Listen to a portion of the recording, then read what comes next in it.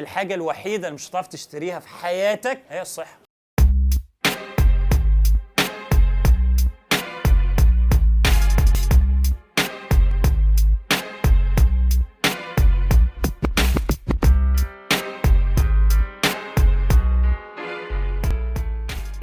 جنرال، قول لي حاجه بتحب تستثمر فيها. ماشي، فلوس. بتعمل ايه بالفلوس؟ يعني دلوقتي لو اديتك فلوس هتجيب بيها ايه؟ هتتجوز بيها. حلو.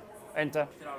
هشتري عربيه. وانت؟ فيلا. طيب يبقى هيتجوز، عربيه، فيلا. تعرف تعمل اي حاجه في حياتك لو انت صحتك مش كويسه؟ هتعرف تستمتع بالعربيه؟ هتعرف تسوق وتدريفت بقى وتبقى مجنون زيي؟ مش هتعرف، صح؟ اهم استثمار في حياتك الاستثمار في صحتك. انا عشان بعمل دراسات وابحاث انا عارف ومتاكد انه اكتر من 50%، يعني نصنا، يعني من كل 2 في واحد فينا هيمرض، يا هيجيله الضغط يا السكر يا القلب يا مش مصدقني؟ وقف ثانيه واحده، خش في عيلتك كده، كام واحد في عيلتك عنده مرض من الامراض دي؟ يبقى انا مش بكذب، صح؟ يبقى دي احصائيات حقيقيه. كام واحد عمل حادثه وبعد الحادثه او حصل حاجه قال يا ريتني خليت بالي؟ It's always too late. ما احنا دايما بنستوعب بعد ما بيفوت الاوان، هي دي المشكله. وساعتها خلاص انا جالي السكر، انا لازم اقعد اخد حقنه انسولين طول حياتي، ضغط قلب، ولادي بقى لازم يخلوا بالهم مني، سندني على السلم. قبل ما نقع في المشكله لازم نلحق نفسنا نتفاداها ونكون مثل اعلى. في حاجات فعلا زي ما كانوا اهالينا بيقولوا لنا ذاكر يا ابني، ذاكر يا ابني، ذاكر يا ابني. جيس وات؟ دلوقتي يا ريتني ذاكرت وتفوقت، كان هيبقى عندي فرص في الحياه اعلى.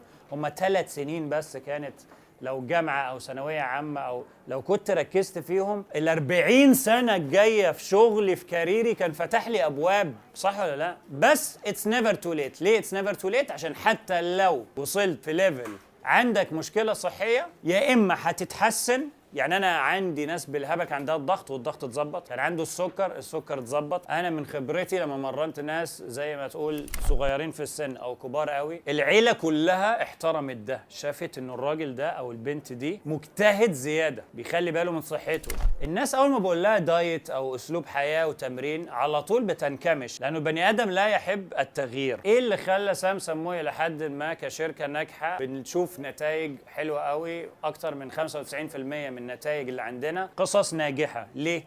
عشان أنا عندي الخبرة الكافية إني أسهل لك الموضوع سهولة تامة. تقول لي والله أنا عايز آكل وجبتين بس في اليوم، عايز آكل 4 وجبات في اليوم، أنا بحب الأكل عايز آكل 5 مرات في اليوم. أنا هعرف أعمل لك دايت 5 وجبات في اليوم. بقول لك إيه؟ ما تقوليش بطاطس ولا فراخ، بكرههم. أعمل لك دايت من غير بطاطس.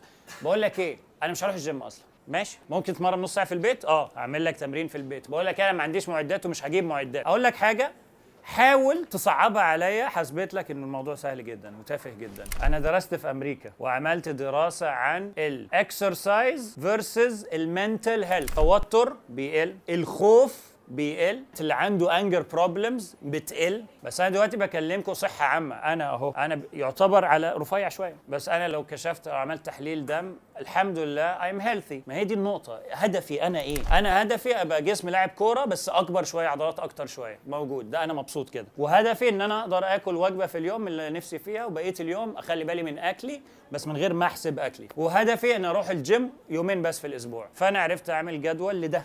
الحجم والكالوريز ما لهمش اي علاقه ببعض. يعني انا ممكن اكل شوكولاتايه قد كده فيها كالوريز قد طبق قد كده، في سلطه وخضار وفراخ وبطاطس بس 1 شوكليت بار. ربنا جميل قوي، خلق كل حاجه سو بيوتيفول. جال بني ادم شرير قوي بوظ كل حاجه. بكلمك بجد والله، اتس فيري ساد بس ذاتس ذا تروث. احنا خدنا الحاجه، طب ازاي ابيع منها كميه كبيره قوي ويبقى طعمها حلو قوي وتبقى مدمنه وتبقى سهله في الترانسفورميشن ويبقى المكسب فيها عالي؟ انتوا عارفين في دراسات معموله عن اكياس الشيبسي، سيبك بقى من اللون وبره والطعم، صوت القرمشه. في كده ناس كده، يعني تخيل دي وظيفتي، سمعني، ايوه صوت القرمشه ده النبره فيه بتعلي الدوبامين، فهيحبه فهياكل شيبسي اكتر فهنعمل فلوس اكتر. فالانسان شرير شويه. فيا سلام الحاجه الطبيعيه، نجيب فاكهه، نجيب لحوم، خضار نورمال، فاهم، نشويه على الجريل بتاع. وفي حاجات كتير ممكن ناكلها نيه، خضار وسلطه، فاهم قصدي؟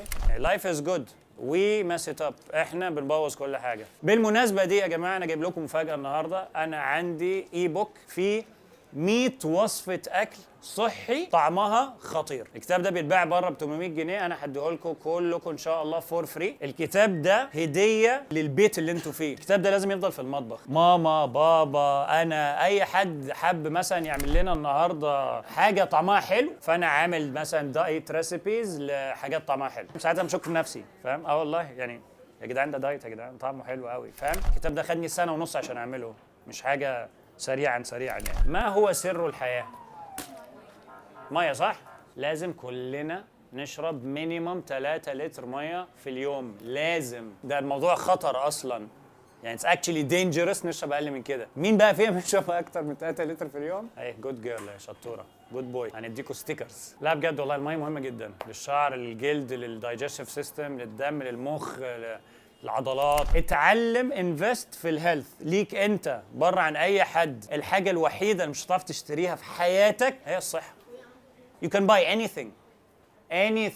You can't buy health. عمرك ما هتعرف تشتري صحتك. Life is still bright. It's good. ما تنساش العامل النفسي. الناس اللي حاسه باكتئاب شويه، الناس اللي حاسه ما عندوش نشاط، بيصحى الصبح ما بيعرفش ينام، بينام متاخر، يومك بايظ. الرياضه هتظبط كل ده. في الاول في الاخر لو حد قدر يشترك معايا هيستفيد. المفروض ماني فيلوز هنا برضو عشان تساعد في الحته دي. فثانك يو ماني فيلوز، بحب اشكرهم ان هم مهتمين بصحتكم، فعايزين يساعدوكم في الحته دي. هم بيستثمروا فيكم بجد. you need to thank them و appreciate it. ان هم هو حب يديك حاجه تساعدك في صحتك انت. دي حاجه بجد مش اي حد يفكر فيها الا الذكي. لان انا لو عندي موظفين صحتهم كويسه that's all I need. انا مش محتاج اي حاجه تانية. هيجي نشيط على الشغل، ما عندوش مشاكل نفسيه، مش متنرفز، مش زعلان، ما عندوش اكتئاب، عايز يعمل حاجة في حياته، حاسس انه بيتطور في حياته الشخصية، فعايز بقى يبدأ يتطور في حياته العملية. فاهم قصدي؟ سام ساموي، ثانك يو فيري ماتش. انا اسف طولت عليكم، اتمنى اي حاجة اكون قلتها تكون فادتكم. احنا ماشيين بسلوجن